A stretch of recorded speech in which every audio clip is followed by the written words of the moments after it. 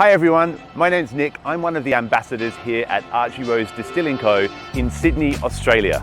Archie Rose was founded in 2014 in Rosebery, Sydney by Will Edwards, and we welcome thousands upon thousands of guests each year into our bar for a drink or one of our spirits experiences. Our distillery in Banksmeadow, where I'm standing now, is just 10 minutes down the road from where it all started.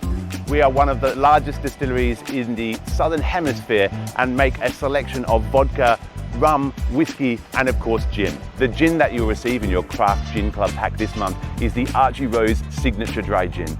This is our take on a classic dry gin with an Australian accent.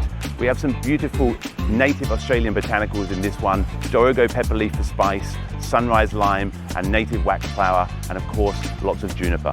We hope you enjoy this month's Craft Gin Club Gin of the Month. Cheers from Sydney, Australia.